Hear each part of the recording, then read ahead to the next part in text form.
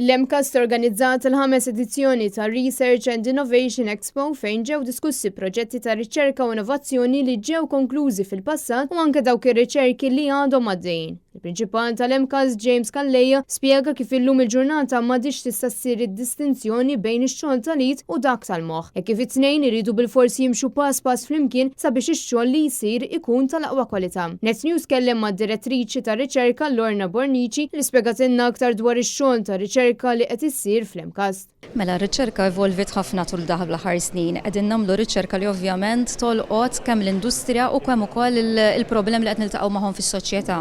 Bħal climate change fil-fatt għandna anke riċerka fuq clean tech. Ovvjament għandna riċerka wkoll li ovvjament it-teknoloġija qiegħda tavvanza, allura anke qegħdin nużawha iktar fl-edukazzjoni. Allura din ir-riċerka qiegħda anke tinvolvi ħafna affarijiet relatati mal-EdTech, ġifiet l-użu tat-teknoloġija ġol l-edukazzjoni waqt li qed tagħllem fi klassi. B'hekk speċi jibbenefika kulħadd. Però r-riċerka mhux fuq hekk biss, jiġifieri għandna riċerka anke fl-arti, għandna riċerka ħafna anke fuq l-ekosistemi. Riċerka diversa li tolqot l-institutes hawnhekk l-MCAST għandna 6 institutes differenti, allura riċerka li tolqot l-institutes kollha.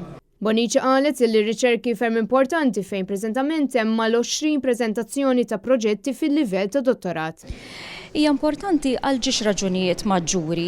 Waħda x'ovvjament ir-riċerka ġib lil kulħadd il qudiem, jiġifieri kemm il min qed jagħmilha, imma bejnietha dik ir-riċerka aħna wkoll insiru komunità aħjar u wkoll bir-riċerka nsibu soluzzjonijiet għal problemi li bħalissa forsi aħna ħsbuhom li ma problemi ma' riċerka tgħinek biex inti ovvjament ħatavvanza iktar il qudiem. Il-proġetti għandhom mhux biss li ssir ir-riċerka iżda saħansitra jkunu applikati sabiex jaħallu impatt fuq il-ħajja tan-nies. Fil-fatt ir-riċerka m'għandix biss tibqa' fuq il-ktieb iżda jkun hemm żvilupp għall-innovazzjoni. Matul l-Expo saru diskussjonijiet dwar ir-riċerka u l-innovazzjoni. Diversi esperti jitkellmu dwar l-opportunitajiet u l-isfidi fejn tidħol l-intelligenza artifiċjali.